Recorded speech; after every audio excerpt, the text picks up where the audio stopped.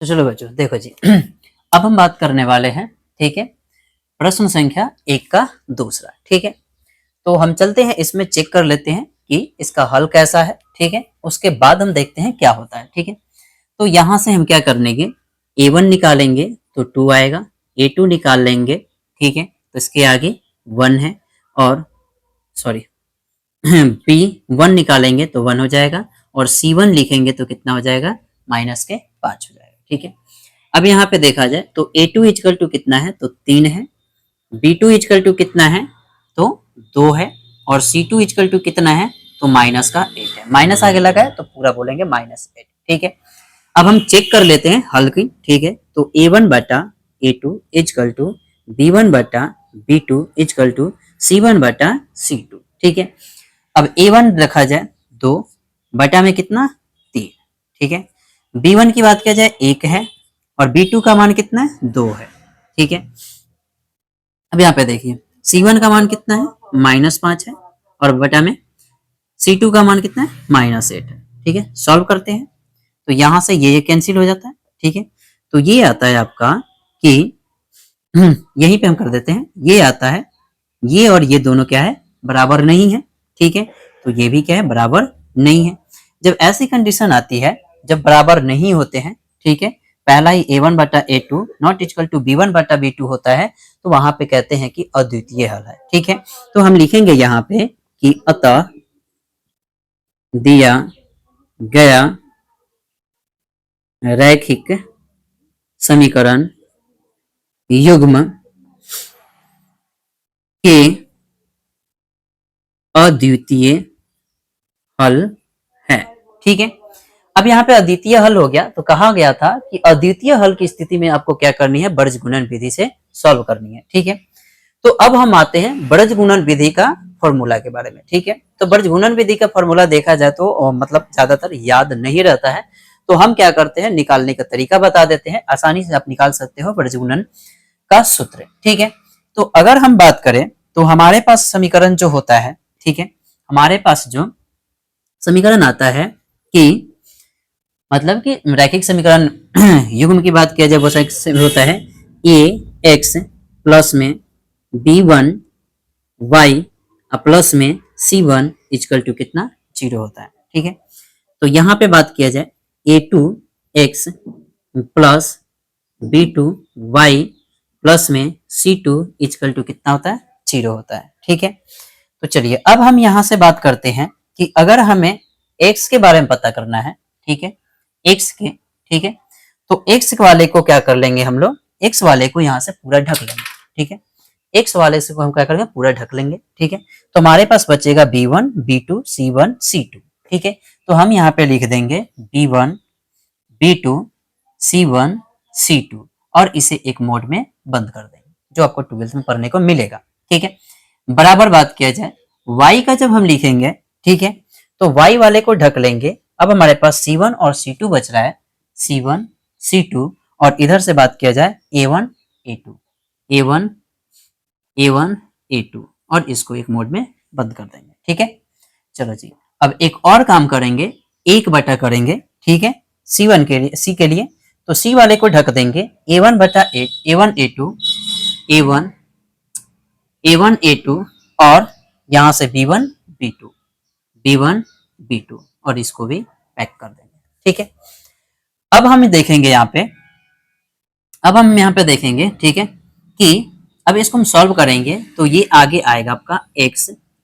अब इसका इससे गुना कराओगे, इसका इससे गुना कराओगे, इसका इससे कराना है, और इसका इससे, इसका इससे कराना है, और इसका इससे कराना है गुना। ठीक है, तो चलिए इसका इससे कराओगे, ठीक है, तो आपके पास आएगा b1 c2, फिर यहाँ पे माइनस का चिन्ह देंगे हम लोग, ये b2 b2 और c1, बराबर में बात किया जाए, ठीक है, तो y बटा में हो जाएगा c1 a2 माइनस में c2 a1 हो जाएगा।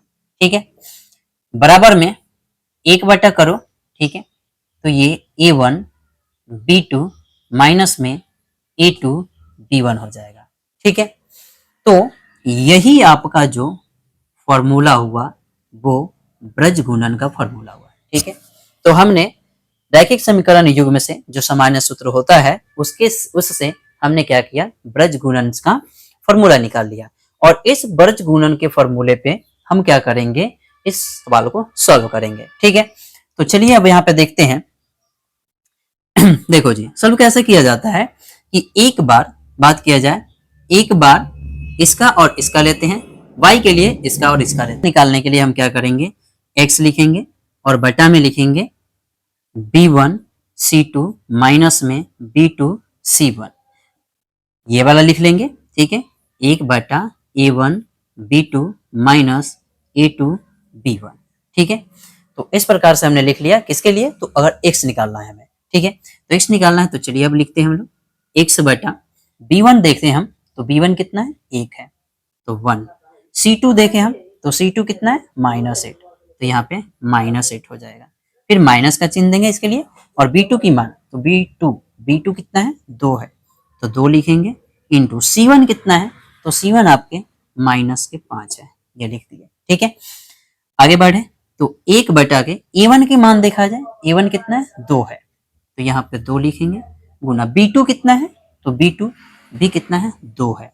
ठीक है, माइनस में a2 कितना है, तो a2 है आपके पास 3, और b1 कितना है, तो b1 कितना है, 1 है तो 3 इंटू कितना हो जाएगा, 1 हो जाएगा। ठीक है, अब आते हैं सॉल्व करते हैं। तो ये x बटा में 1 भी करोगे गुना तो ये होगा -8। ठीक है, और ये माइनस माइनस क्या हो जाएगा, यहाँ पे प्लस हो जाएगा, और 5 दूना के कितना हो जाएगा, 10 हो जाएगा। ठीक है, यहाँ पे बराबर में 1 होगा और बटा में कितना हो जाएगा, तो ये 2 गुना 2 4 होगा, और माइनस कितना हो जाएगा, 3 हो जाएगा। ठीक है, तो यहाँ पे आपका आएगा x बटा में, अब 10 में से 8 घटा रहे हो, ठीक है, तो कितना आएगा, 2 आएगा, और बराबर में 1 बटा के कितना आएगा, 1 आएगा।